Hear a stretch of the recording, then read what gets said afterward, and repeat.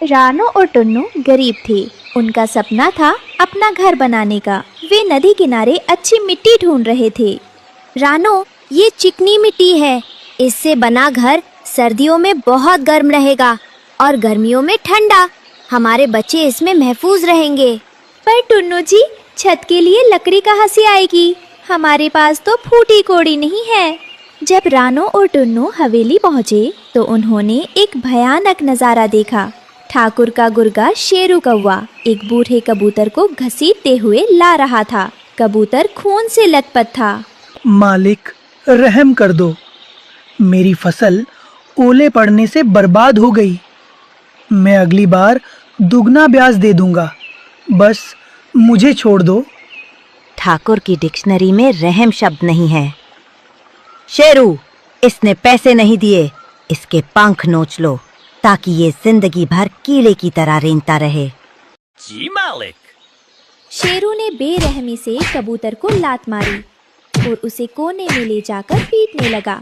कबूतर की चीखें गूंजने लगी। रानो, देख रही हो? यहाँ चूकने की सजा मौत से बदतर है। क्या हमें यहाँ से कर्जा लेना चाहिए? टुन्नू जी, डर तो मुझे भी लग रहा है, पर हमारे पास और कोई रास्ता भी तो नहीं है। छत के बिना बच्चे कैसे रहेंगे? फिर ठाकुर कालू ने टुन्नू की ओर देखा और बोला, पैसा मिल जाएगा टुन्नू, पर याद रखना, अगर अगली पूर्णिमा तक ब्याज नहीं चुकाया तो मैं तुम्हारे घर की छत उखाड़ ले जाऊंगा। जी मालिक, मैं दिन रात मेहनत करूंगा और आपका एक पैसा चुका दूंगा। टुन्नू और रानू ने मिलकर घर बनाना शुरू किया। वे बाल्टी में मिट्टी भरकर लाते और दीवारें बनाते। ये मेहनत और प्यार का घर था। हमारा घर कितना सुंदर लग रहा है टुन्नू जी। ये मिट्टी का है, पर मुझे ये महल से प्यारा है। घर बनकर तैयार हो गया। टुन्नू ने छत पर मजबूत लकड़ियाँ और पत्ते लगाए थे। बच्चे घर के अंदर खेल रहे थे। अब कोई आंधी, कोई बारिश तुम्हें नहीं डरा सकती। तुम्हारे पापा ने मजबूत घर बनाया है। किश्त चुकाने के लिए टुन्नू ने ओवरटाइम काम किया था। वो घनी झाड़ियों से कीमती जामुन चुनने गया था। तेज आंधी में एक कांटा उसके सीने में चुभ गया था। आह, खून बह रहा है, पर रुकना नहीं है। अगर आज टोकरी नहीं भरी तो ठाकुर घर छीन लेगा। यही घाव बाद में उसकी जानलेवा बीमारी का कारण बना। पूर्णिमा आ गई थी, लेकिन टुन्नू बीमार पड़ गया था और काम नहीं कर पाया, इसलिए पैसे नहीं जुड़ सके। उधर आसमान में भारी बारिश के आसार थे। हे भगवान, आज ही बारिश होनी थी और आज ही ठाकुर की तारीख है। अगर उसने कुछ कर दिया तो? शाम होते ही ठाकुर कालू और उसका गुर्गा शेरू वहाँ आ धमके। हवा तेज चल रही थी। निकलो बाहर टुन्नू, सूरज डूब गया। मेरा पैसा कहाँ है? ठाकुर साहब, टुन्नू जी बीमार थे। बस 2 दिन की मोहलत दे दीजिए। बारिश आने वाली है, रहम कीजिए। ठाकुर ने कोई दया नहीं दिखाई। उसने शेरू को इशारा किया। खड़ खड़ खड़। शेरू छत की लकड़ियाँ उखाड़ने लगा। नहीं मालिक, छत मत लीजिए। ये मिट्टी का घर है। अगर बारिश सीधे दीवारों पर पड़ी तो घर पिघल जाएगा।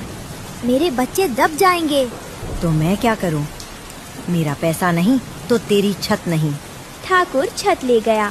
तभी जोरदार बारिश शुरू हो गई।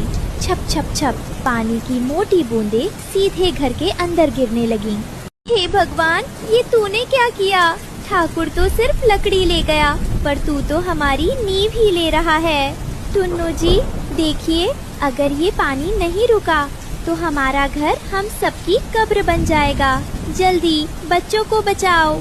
जब बारिश घर में भरने लगी, रानो उड़कर पड़ोसी बंटी कबूतर की खिड़की पर गई।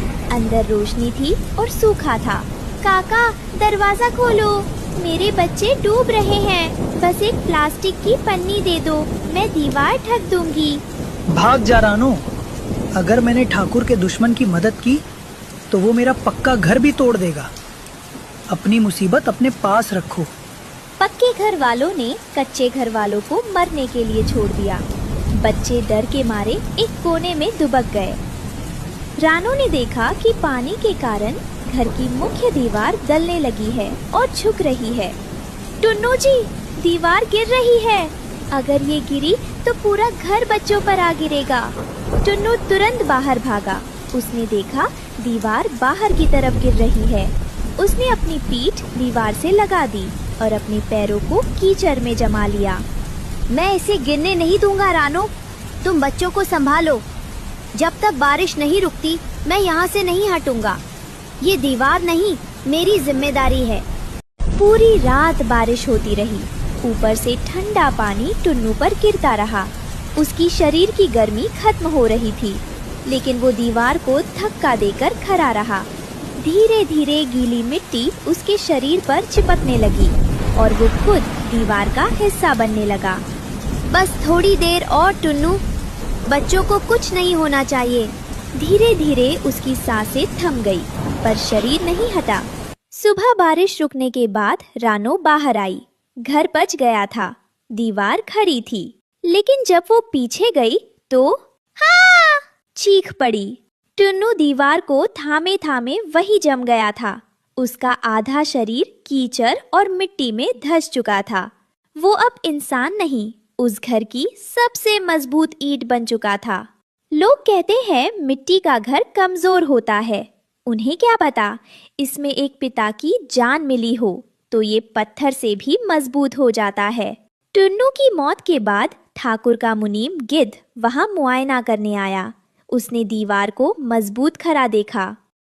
वाह, क्या शानदार मिट्टी है। घर तो मजबूत है। रानो, अब ये घर जब्त किया जाता है। टुन्नू मर गया तो कर्जा कौन चुकाएगा? ले जाओ इस घर को, पर याद रखना इस दीवार के अंदर मेरे पति का कंकाल भी है। जब जब इस घर में सोओगे तुम्हें उसकी हड्डियों की खरखराहट सुनाई देगी। ये घर नहीं, कब्र है। ठाकुर कालू उस मिट्टी के घर पर कब्जा करके उसमें रहने चला गया। उसने टुन्नू की बनाई उस दीवार पर अपना नाम लिखवा दिया। वो रात को सुकून से सोने की कोशिश कर रहा था। तभी बाहर जोरदार गर्जना हुई। हल्की बारिश शुरू हुई, लेकिन अजीब बात ये थी कि पानी की बूंदें सिर्फ उसी दीवार पर गिर रही थी जहाँ टुन्नू ने अपनी जान दी थी। अचानक घर की दीवारों से रोने और कराहने की आवाजें आने लगी। ठाकुर डरकर उठ बैठा। शेरू, देखो बाहर कौन है। ये दीवार कांप क्यों रही है?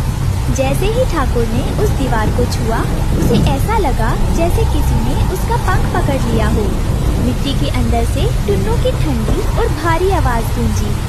ठाकुर, तूने लकड़ी छीनी थी, घर नहीं।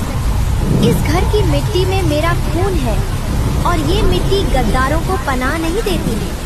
देखते ही देखते वो दीवार एक विशाल हाथ की तरह मुड़ी और उसने ठाकुर को अपनी आगोश में जकड़ लिया। ठाकुर चिल्लाता रहा, लेकिन मिट्टी उसे अपने अंदर खींचती गई। सुबह जब पक्षी वहां से गुजरे तो उन्होंने देखा कि वो मिट्टी का घर पूरी तरह ढह चुका था। रानो अपने बच्चों के साथ दूर एक पेड़ की छांव में बैठी थी। उसने देखा कि उसी मलबे के बीच से एक नन्हा हरा पौधा फूट रहा।